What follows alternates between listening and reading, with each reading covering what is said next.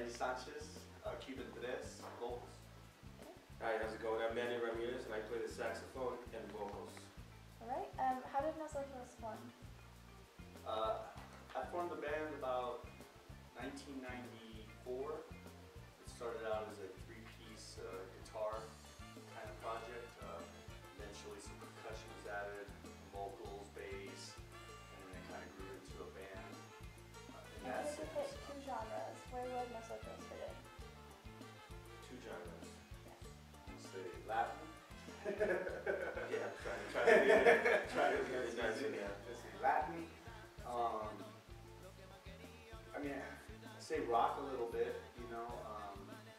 I think there's definitely an influence of that. Who writes the music? It's a collaborative part, but there's a few guys that kind of come with ideas. Manny is one, Dennis Hasso is the drummer, and another one that right now are bringing forth some new ideas. They'll usually bring into the group and kind of have a pretty strong sense of what they want, and so we'll start to play around with it. Things will morph from there. We'll have some general chords and things like that. What are some of the things your songs are about? Definitely. Yeah, that's one of the main subjects. You know, love not only for for people, for women, but also for Mother Earth. Dennis Hasso wrote a tune that's really like one of the popular tunes out of the last album, Mama Tierra, and it's Mother Earth. That's what it's about. Also, more currently we have some songs that speak kind of about some social issues that go on around us right now. So we try to write about current and global issues. Yeah. We're not so per se so political. How has in your a music sense. evolved since you've done It's changed up big time. I used to, when I was, like I said, I was doing a three-piece guitar project, and back then we didn't know anything really, and we knew some stuff. I remember we got a gig at Mexico State University. Dr. Jim Shear, he's a tuba player there, so he's kind of a guy who likes to think outside the box, and he got us in for this recital, and this was way before Manny, or even like, I think it was even like really a vocal kind of thing going on. It was really instrumental. There's probably a bass and some percussion going on with us. And I remember like Dr. Clark and the guys over there like, wow, you guys play a lot of seventh chords, and we were kind of like, well, I don't know, hopefully that's a compliment, so we didn't know a lot back then. We learned, we studied on our own. What has been some of the challenges you faced as a band? 7 guys, big bands, economy, I guess, can affect that at times. We all do this professionally, so it's definitely a push for us to try to make a living at it. Yeah. Sometimes the venues and places like that, it's hard for them to pay out as well. A lot of people aren't going out like they used to. What direction are you trying to take Nosotros? You guys are working on stuff today. Yeah, well, I mean, our main goal is to make music that that helps us become better creative individuals. Try to make your music as homegrown as possible, but taking elements from all these other genres that we really enjoy listening to. Yeah. There's seven of us in the group, all of us from different musical backgrounds. We got the trumpet player was a classically trained musician that brings a lot to the table in that respect, as well as jazz. And some of the other guys have always played metal or rock. So we try to keep that very much ingrained in this band. Openness to other musical identities and such. But right now we're working on a new album that we definitely wanna get out to the public as soon as we can. Portraying what we as creative individuals and musicians want other people to see. And how we are now, for sure. Right. Yeah. And definitely take that same music to a larger audience would definitely be one of our goals for the near future. Who are some people you admire musically?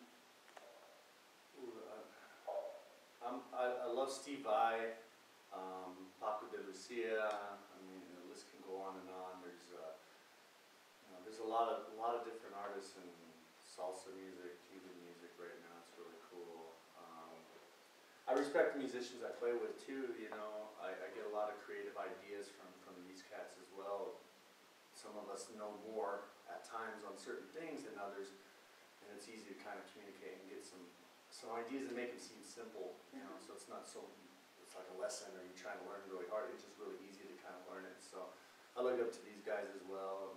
Local musicians are like, Cesar from Son Como Son, and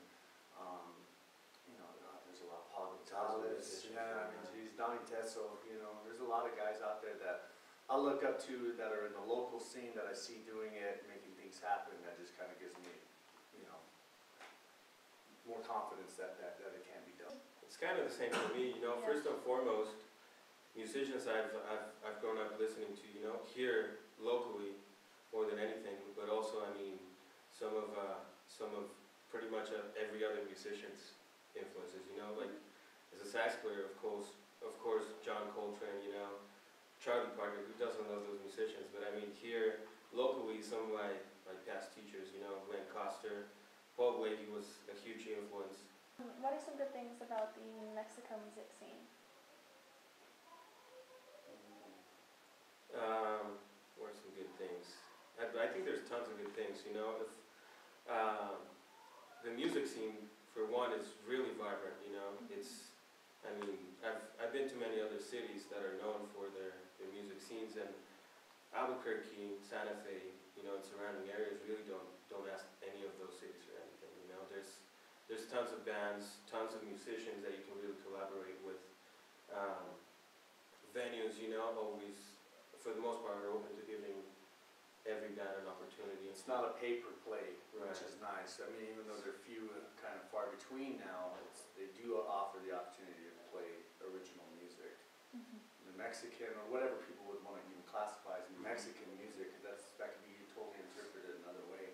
I feel like we're into Mexican music because we are from here, and we're pretty much homegrown here. I mean, pretty much most of Are us there are any people who've been really great supporters of Nosotros? a lot of fans.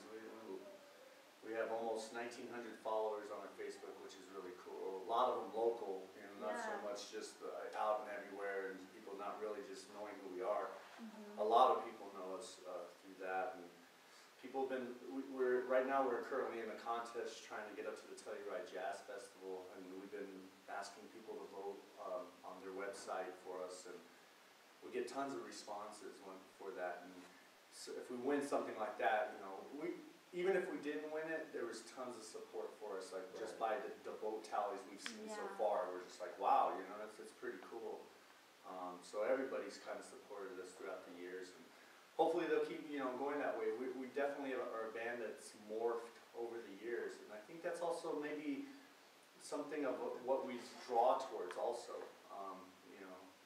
I like changing things up a little bit, making it totally different, and having people just be like, what, and have them get used to it, and they do. There's a couple songs that, we've debuted a few songs, and people are kind of like listening to it, and kind of like, what is it? And then 2-3 gigs later, they see us, and all of a sudden everybody's dancing, and it's like, it's not so like, what is this? I've never heard this before. They just now, they get to accept it, and that's been kind of cool, so. All right, well, is there anything else you'd like to say? What can I say? Thank you for your time. Thank you for Weekly Alibi, and don't forget to come out to the SOS party, May 14th.